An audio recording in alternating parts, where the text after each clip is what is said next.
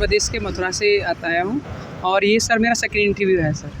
आप श्री कृष्ण की नगरी से आए हैं, तो इससे पहले कि मैं यूपीएससी की तरफ जाऊं, मथुरा की वो बात हमारे साथ शेयर करना चाहें जो दुनिया में बताई जानी चाहिए, जिसका डंका पीटा जाना चाहिए। सर सबसे ज़्यादा इम्पोर्टेंट चीज़ मथुरा के बारे में है श्री कृष्ण द्वारा दिया गया गीता का उपदेश, वो सारी दुनिया के लिए शांति का संदेश है और श्री कृष्ण द्वारा जो धर्म की स्थापना है वो सबसे बेस्ट है और वहाँ पे लोग जो आध्यात्मिक अध्ययन के लिए भी आते हैं। ये सबसे जो है चीज़ ये है जो मथुरा को सबसे ज़्यादा यूनिक बनाती है। कैसा रहा आपका इंटरव्यू? सर इंटरव्यू ठीक था, बोर्ड मेंबर काफ़ी सपोर्टिव थे और बहुत आराम से बात किया उन्होंने और प्यार से भी बात कर रहे थे और कभी फील ही नहीं हुआ कि मतलब जस्ट लाइक पेरेंट्स बात कर रहे थे। बहुत अच्छा लगा। ये कौन सा आपका अटेम्प्ट है आपकी यात्रा के बारे में अगर आप थोड़ा बताएं? ये मेरा सेकंड इंटरव्यू है और सेकंड अटेम्प्ट है। सेकंड इंटरव्यू है, सेकंड अटेम्प्ट है, इसका मतलब हमने पिछली बार भी इस स्तर तक आने का प्रयास किया था, शायद कहीं कोई कमी रह गई। लग रहा है इस बार वो कमी दूर हो जाएगी। हाँ पॉसिबिलिटी कुछ बार पिछली बार ना मेरा कुछ मेंस में जो मेरा ऑप्शनल ज्योग्राफी है तो सेकंड पेपर होता है ना, उसमें मेरे हमेशा से क्वेश्चन छूटते थे, तो इस बार मैंने कोशिश की है उसको ओवरकम करने की। अच्छा, मुझे थोड़ा बताइए कि आपने प्रीलिम्स की तैयारी कैसे की है और जो नए बच्चे नई जनरेशन तैयारी कर रही है उसे आप कुछ सजेस्ट करें कि भाई प्रीलिम्स के लिए जाना है तो ये पॉइंट आप ध्यान में रखिए। फर्स्ट ऑफ प्रीलिम्स के लिए जो मैं स्टूडेंट्स को सजेस्ट करना चाहूँगा कि मोस्टली ना आप प्रीवियस ईयर के पेपर देखिए और ज़्यादा से ज़्यादा चीज़ों को बार बार पढ़ने की कोशिश करिए और एवरीडे स्पेशली जब प्रीलिम्स के 2-3 महीने पहले हैं, अभी भी 3 लगभग अराउंड बोल सकता हूँ 70-75 डेज़ के आसपास अभी प्रीलिम्स के हैं, तो मेरे हिसाब से बच्चों को एवरीडे कम से कम 2 से ढाई घंटे प्रैक्टिस में निकालना चाहिए, जिससे कि ना बहुत आसानी होगी और चीज़ों को बार बार रिवाइज़ करें। स्पेशली करंट अफेयर्स को, बुक्स वही हैं और वही न्यूज़पेपर है, वही सारी खबरें हैं, लेकिन यूपीएससी ना क्या वो चीज़ों को थोड़ा सा उलझा के रखता है, तो इस वजह से हमको बार बार चीज़ें पढ़ेंगे तो उससे हमको आइडिया लगाना बहुत आसान हो जाएगा। और थोड़ा वैसे बोला था प्रीलिम्स थोड़ा अनएक्सपेक्टिंग है, तो ये ना सोच के जाएँ कि मतलब पेपर टफ होगा तो पेपर टफ होगा तो डेफिनेटली मेरिट भी नीचे आएगा, क्योंकि इस बार बहुत नीचे गया था। सीसेट आपके लिए कितनी बड़ी चुनौती था?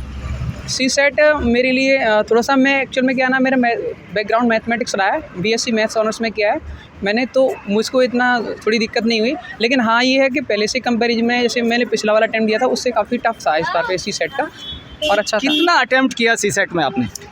अराउंड मैंने जो भी क्वेश्चन थे उनमें से अराउंड 43-45% मैंने अटेम्प्ट किया और जो श्योर था मैंने उसी पर ही ओवरकम करने की कोशिश की उसमें। आप सेल्फ स्टडी करके यहाँ तक आए हैं या आपने कोचिंग की? नहीं, देखो मैंने स्पेशली कोई कोचिंग नहीं की, मैं स्पेशली मथुरा में रहता हूँ, उसके साथ साथ मैं बच्चों को एक सीबीएसई के स्कूल में पढ़ाता भी हूँ। आप टीचर हैं तो ये तो बड़ा सौभाग्य का विषय है कि एक टीचिंग फैकल्टी कहीं ना कहीं सिविल सर्विसेज की तरफ रुख कर रही है। किसने ये सपना देखा कि आपको सिविल सर्विसेज की तरफ जाना? ये सपना आपका था, आपके परिवार का था? नहीं, ये मेरा था, पेरेंट्स ने मेरे को कभी पुश नहीं किया, ये मेरा खुद का ड्रीम था इस तरफ जाने का। क्या मैं पूछ सकता हूँ कि आपकी सबसे बड़ी मजबूती, सबसे बड़ी कमजोरी क्या है? मेरी सबसे बड़ी स्ट्रेंथ ये है कि मैं कंटिन्यूसली अब चीज़ पे वर्क करता हूँ और जैसे कि उसमें रेगुलरिटी रखता हूँ। जैसे मैं किसी दिन मेरा मन नहीं कर रहा है तो लेकिन हाँ मैं थोड़ा, जैसे मैंने न्यूज़पेपर पढ़ लिया उस दिन, लेकिन मैं स्टडी एवरीडे करता हूँ। ऐसा नहीं है कि जैसे किसी दिन 6 घंटे किया लेकिन 2 घंटे किया, उस दिन नहीं है मेरा मन तो मैं 2 घंटे तो ज़रूर ही करूँगा, पर ऐसा नहीं है कि नहीं करूँगा। आपने घंटों का जिक्र किया, बच्चे पूछते हैं कि यूपीएससी वाले जो टॉपर्स होते हैं कितने घंटे पढ़ लेते हैं? नहीं, मोस्टली ऐसा नहीं है कि मतलब ज़्यादा 10 घंटे 8 घंटे, मुझे ऐसा लगा 6 से 7 घंटे सफिशिएंट है और रेगुलरिटी में मुझे नहीं लगता आप 10 घंटे एवरीडे पढ़ाई कर पाएंगे, वो करना थोड़ा मुश्किल है, पर मैं मानता हूँ 6 से 7 घंटे बहुत अच्छा है और पढ़ भी सकते हैं। जब आप मेंस के लिए जा रहे थे, क्योंकि आपने पिछली बार भी मेंस दिया और कहीं ना कहीं बहुत सफल आप उसे कह सकते हैं, लास्ट टाइम पे हमारा रिजल्ट शायद हमें निराश कर गया, लेकिन किन चीज़ों का मेंस में आपने ध्यान रखा? मेंस में स्पेशली सर मैंने आंसर राइटिंग का बहुत ध्यान दिया। आंसर राइटिंग में जो बार बार क्वेश्चन को लिखना, प्लस सर मैं उसमें क्या ना कि जैसे कि 3 घंटे का टाइम खुद निकाल करके उसको लिखता था और जो हमारे सर जो थे उन्होंने ग्रुप बना रखा था उसमें हम चेक करने के डालते थे, तो जो वो कमियां करते थे कभी कभी सर, जैसे किसी क्वेश्चन में टाइम लग रहा है, जैसे सर क्वेश्चन बिल्कुल हमसे नहीं आ रहा है तो उसी टाइम हमने उसे गूगल कर लिया और उसको पता भी कर लिया। तो मुझे लग रहा है आज के टाइम पे स्टडी करना थोड़ा सा आसान है, क्योंकि हर चीज़ किसी चीज़ के लिए आपको किसी बुक्स को स्पेशली किसी पन्ने को खोलने की ज़रूरत नहीं है, आप वहाँ भी कर सकते हो। आपने मॉक इंटरव्यूज दिए हैं? हाँ सर, मॉक मैंने इंटरव्यू। कितना अंतर है मॉक इंटरव्यू और रियल इंटरव्यू में? सर बहुत अंतर है और मॉक इंटरव्यू में थोड़ा सा मुझे लगा मॉक इंटरव्यू ज़्यादा टफ होता है इन यूपीएससी कंपैरिजन में, क्योंकि सर ने इतने प्यार से बात करी, इतना मॉक में नहीं करते थे, लेकिन सर ने बहुत अच्छे से बात करी। ढाका तक मेरा इंटरव्यू बहुत अच्छे से बात किया।